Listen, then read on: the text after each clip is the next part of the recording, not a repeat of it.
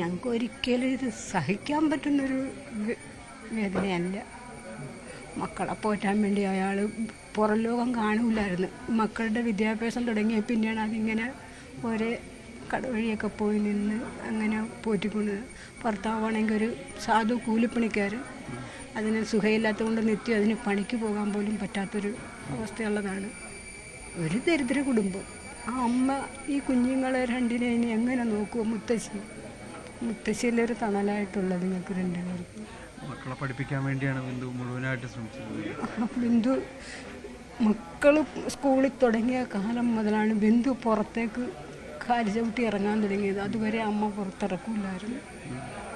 അങ്ങനെ ജീവിച്ചിട്ടുള്ളൊരു കുടുംബമാണ്. നമുക്കത് ഇന്നലെ ഇങ്ങനെയൊക്കെ പത്രവാർത്ത ന്യൂസ് കാണുമ്പോഴാണ് നമുക്ക് ഇറങ്ങിപ്പോയ രംഗം ഓർക്കുവാണെങ്കിൽ ഇങ്ങനെ ഈ കുഞ്ഞ് തിരിച്ചിങ്ങനെയാണോ വരുന്നതെന്ന് നമുക്കറിയില്ലാതെ.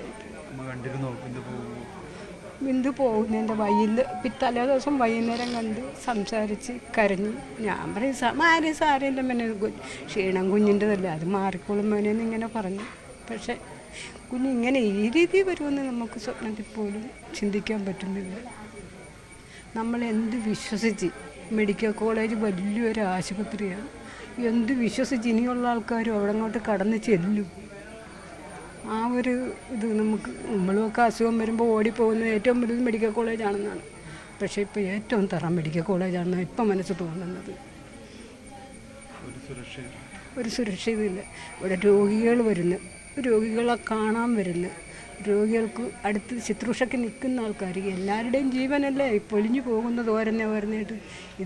ഇതുപോലെ കുറേ ഇനി വരുമ്പോൾ പത്രക്കാർ വന്ന് അല്ലെ കുറേ നേതാക്കന്മാർ വന്ന് പോകുന്നതാർക്ക് ആ 2 മക്കൾക്ക് പോയി ഒരമ്മ വലിയ